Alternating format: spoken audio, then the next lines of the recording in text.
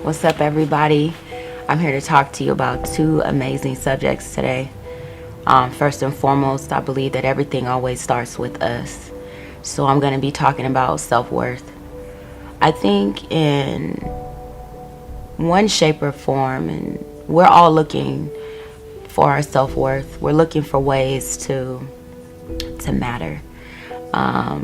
I feel that every human being is made with that inside. Everyone has different levels of it.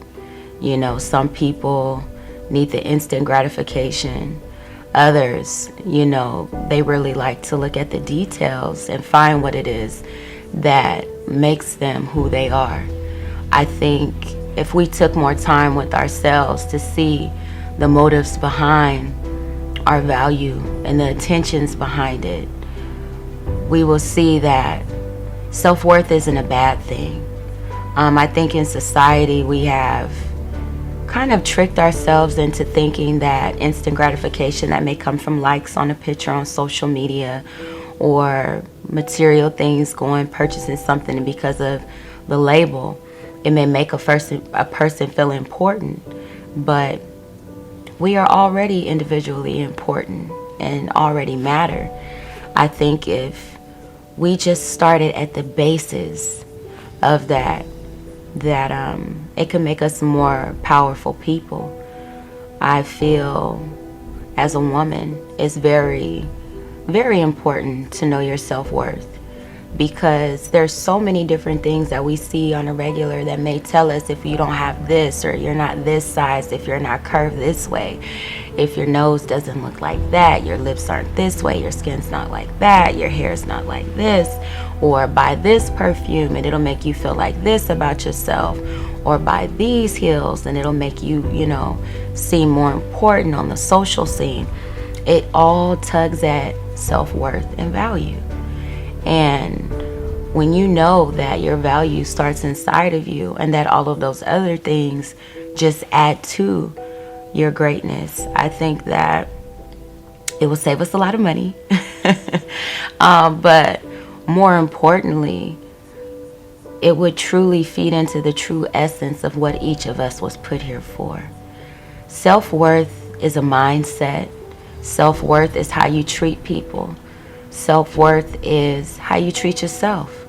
If I have positive self-talk with myself on a daily, then that what is happening inside of me will manifest on the outside of me. So if I'm speaking positive things to myself all day, that's how I'm going to treat others. If I'm exercising patience with myself all day, it'll be by nature, I'll do that to other individuals. I feel that you can't put a filter on self-worth. You can't edit it. You can't try to put a glitch in the matrix, because at the end of the day, self-worth is what talks to you at night. Self-worth is what'll get you up in the morning or keep you in bed. Self-worth is what people will remember once you're gone. So self-worth is something that starts with self.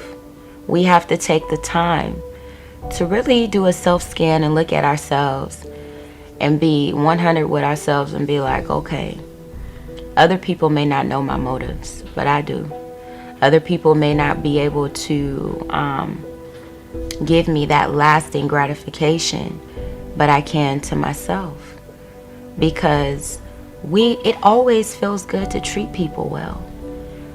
So we have to start with how we treat ourselves.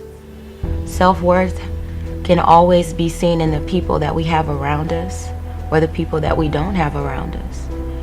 If you have a lot of people around you that may not have started out doing so well but are now doing well, you guys have trust, you have honesty, you have love, you have loyalty between one another. This is worth. You can't put a price on it, And self-worth is something that takes time. It's not something that happens overnight. So when I think about self-worth and able to put it into words and examples, it's the difference between a home-cooked meal and fast food for me. And when you focus on self-worth, you will start to see that that everybody, has a sphere of influence. Whether influence is on a grand scheme or it's on a smaller scheme, we all have influence. So once our self-worth is intact, we are more aware of the influence that we have, because influence always starts in your home. How are you influencing those individuals or those people or whoever is in your home? How do you influence them? What does your home say about you? So influence starts at home, and then it's outside of you, on the job or on the basketball, court, or wherever you may go. Everywhere you go, you have influence. And for those that are on a grander scheme of having influence, like celebrities and athletes and politicians and all of these different people possess what day-to-day people also possess, and that's influence. So we have to take, no matter the number of influence that we have, still take it to heart and still know that somebody's watching. Somebody is influenced by how you're living your life. Somebody is motivated by how you live your life. Somebody is being ministered to by how you live your life. So when you live your life not in a people-pleasing way, where you go and you switching up every time you're going around these different people just to get a pat on the back, that's definitely not what I'm talking about. But when you know your self-worth, you're standing in it, and you're staying true to who you are, what you represent, and what you believe, and in that you're influencing people. My goodness, that's what being divinely in line with who you were made to be looks like. So that is what really matters: self-worth and paying attention to the influence that we all have. So having self-worth doesn't mean walking around with arrogance, feeling and treating people as if you're above and they're beneath. Arrogance and self-esteem and self-worth actually have nothing to do with self-worth, because if you're arrogant, that actually shows that you lack self-worth. But when you think about a person that has self-worth, they can't help but be influential in beautiful ways, because in the way that they live their lives, it empowers you to want to be your best self. So when you have self-worth, you know what it is you have time for. Don't feel guilty about relationships that you've cut off. Don't feel guilty about environments that you no longer place yourself in. It's because you know what's important to you. You know what deserves your time. You know who deserves your time. And because of that, you save yourself a lot of time. And you also don't send mixed signals to other people, because you let them know, okay, this is my standard. I stand on this standard. And so it also creates healthy boundaries. You know what I'm saying? Because you're letting a person know pretty much a synopsis of who you are. Because it takes time to get to know people. But if you're upfront in what you stand for, what you represent, and what you believe in, everything else will come with time. But when you let that know up front, it will let people know, okay, this is someone that I could see myself rocking with, or no, it's somebody I can't see myself rocking with. So self-worth is not only a gift to you, but it's a gift to those around you. And I think that's why it's so important that I speak about influence also when talking about self-worth, because when you're influential and just simply being yourself, you empower other people to want to be their self, because everybody has a different audience to influence and to reach.